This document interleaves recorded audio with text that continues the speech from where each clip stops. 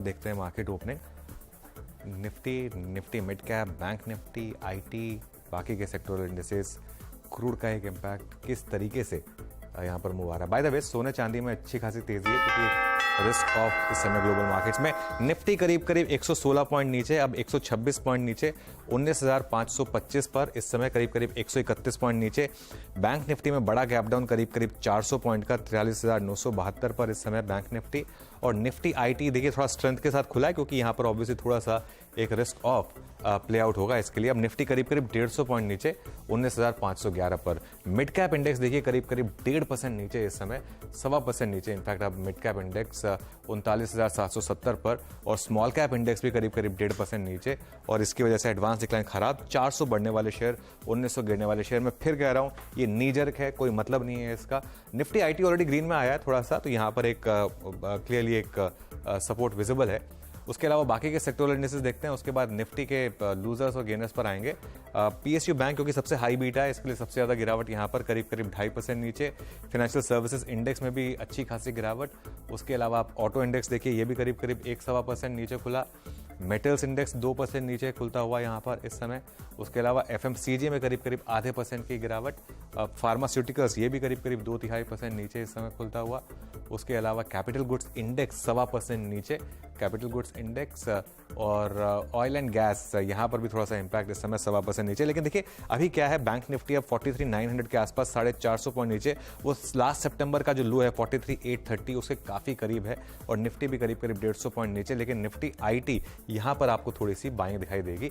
Nifty loser से start करेंगे आज क्योंकि मार्केट नीचे है, इसके लिए लूजर्स ज़्यादा होंगे। सबसे ऊपर अदानी पोर्ट्स 2.5% नीचे, बीपीसीएल में गिरावट करीब 2.5% नीचे, और अदानी एंटरप्राइजेस 2% नीचे। ये पूरा का पूरा इजराइल वॉर और क्रूड का इंपैक्ट आपकी स्क्रीन पर। टाटा स्टील के अपडेट्स कोई खास अच्छे नहीं थे, 2.5% नीचे। यूपीएल नीचे, और स्टेट बैंक ऑफ इंडिया यहाँ पर करीब 2% की गिरावट आपकी स्क्रीन पर।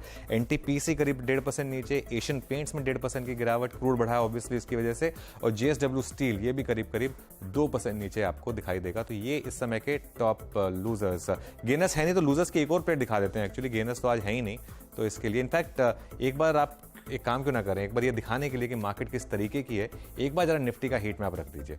अब मिड कैप पे नहीं आते, एक बार निफ्टी का हीट मैप दिखा दीजिए, अगर फायर हो सकता है तो वो आपको बता देगा कि किस तरीके की मार्केट इस समय आपको दिखाई देगी। हम बहुत क्लोज सपोर्ट पर हैं, इस चीज़ का ध्यान रखिए, हम बहुत क्लोज सपोर्ट पर हैं। ये देखिए निफ्टी का हीट मैप है, गिनर्स ऐसा नहीं है कि नहीं है। ओएनजीसी था आपकी स्क्रीन पर इस समय करीब 0.25% नीचे। टीसीएस में बाइंग है इस समय थोड़ी सी, करीब 1% की। और इन्फोसिस में भी थोड़ी सी बाइंग है। ये इस समय आज का मार्केट। एक बार कंट्रीब्यूशन देखते हैं, उसके बाद ब्यूरो के पास चलते हैं एफएनओ समझने के लिए। 19,512 पर इस समय निफ्टी काम करता हुआ। एक बार कंट्रीब्यूशन देखिए, टीसीएस और इन्फोसिस ग्रीन में, लेकिन HDFC bank, Reliance, ICICI bank red में। ब्यूरो एफएनओ में क्या इंटरेस्टिंग? जी अनुज, बैंक्स में जो बैकफुट पैकेट ट्रेड कर रहे हैं, पीएनबी आपकी स्क्रीन पे है, बिलो 20 डे में ट्रेड करता हुआ। मतलब ये मैं इसलिए देखिए ऐसे गैप डाउन्स में, हालांकि एवरेजेस का गैप डाउन के बाद तत्काल प्रभाव से कोई इंपॉर्टेंस नहीं होती, लेकिन फिर भी डेटा के हिसाब से 25 अगस्त के बाद पहली बार ये सुपर स्विंग देने वाला स्टॉक बैकफुट पैकेट ट्रेड कर रहा है। एचपीसीएल आपकी स्क्रीन पे, क्रूड का इंपैक्ट। इंडिगो आपकी स्क्रीन पे, क्रूड का इंपैक्ट 2473 पैकेट ट्रेड करता हुआ। बीपीसीएल क्रूड का इंपैक्ट, इनफैक्ट बीपीसीएल 338 पे। डायरेक्टर साहब इसका एक बार लॉन्गर टर्म चार्ट रखेंगे तो आपको पता चलेगा कि बीपीसीएल 338 पे इस वक्त 52 वीक लो पे 19 अप्रैल 2028 के बाद इसका ये नया निचला स्तर है। और कुछ जो कि बैकफुट पे ट्रेड कर रहे हैं, अपोलो टायर्स बैकफुट पे 8730, मेटल्स में एनएमडीसी सेल ये भी बैकफुट पैकेट ट्रेड करते हुए। और थोड़ा सा अगर आप देखें तो यहाँ पर पेन नज़र आ रहा है। और कुछ काउंटर्स जहाँ पे इस वक्त थोड़ी सी गिरावट है, उसमें Indiabulls housing finance, Adani ports, strong impact यहाँ पे। और यस, ये डे लो पर ट्रेड करता हुआ। उसके बाद आरबीएल बैंक, मदरसन सुमी और इंडिया सीमेंट से कुछ काउंटर्स जो कि बैकफुट पैकेट ट्रेड कर रहे हैं। स्ट्रॉन्ग न्यूज फ्लो का स्ट्रॉन्ग इंपैक्ट एमसीएक्स पे 4.25% ऊपर एट 2125। यस, याद रखिएगा ये इस वक्त 2125 पे। मेरे ख्याल से अगर मैं थोड़ा सा सही होकर बात करूं तो यस, शायद ये इसकी इस दौर की हाईएस्ट ट्रैजेक्टरी। मेरे स्क्रीन पे चार्ट नहीं है, मेरे स्क्रीन पे अक्टूबर 2021 के बाद का ये हाईएस्ट लेवल है। मेट्रोपोलिस क्वार्टरली अपडेट के बाद लगभग 2% ऊपर, ये इस दौर का इसका हाईएस्ट लेवल है पोस्ट दिसंबर 2022। उसके बाद एचसीएल टेक्नोलॉजीज आईटी स्पेस में स्ट्रॉन्ग। ओएनजीसी UBL आपकी स्क्रीन पे 1% ऊपर और बलराम पुच्चीनी, बिरला सॉफ्टवेयर, इन्फोसिस, IT आज स्टेबल अभी तक स्क्रीन पर नजर आता हुआ। अनुज, बिल्कुल, देखिए बहुत सिंपल चीज़ बोल रहा हूँ मैं। निफ्टी अब आ गया है वो हमारे सपोर्ट जोन के एकदम करीब, एकदम उस बाय जोन में। ये आपका एक लीप ऑफ फेथ ट्रेड होगा यहाँ पर अगर आप बाय कर रहे हैं।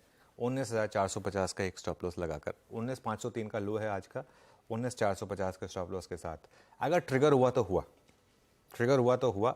लेकिन यहाँ पर ये जो रिस्क रिवॉर्ड है ये आपका 3:1 का है। 50 पॉइंट का रिस्क है, लेकिन रिकवरी 150 पॉइंट की भी आ सकती है निफ्टी में। बैंक निफ्टी को भी कुछ टाइम के लिए छोड़ देते हैं क्योंकि 43,870 पर है बैंक निफ्टी। थोड़ा सा वेट कर लेते हैं बैंक निफ्टी पर। लेकिन मार्केट में नॉर्मली जब भी इस तरीके की गिरावट आए आपको नॉर्मली बाय करना चाहिए। हाँ, थोड़ी स्टेबिलिटी आ जाए उसका वेट कर लीजिए। लेकिन दिन टफ है आज। अभी मिड कैप में बड़ी गिरावट है, 550 पॉइंट मिड कैप इंडेक्स नीचे है। ट्रेड्स लेना शुरू करते हैं फिर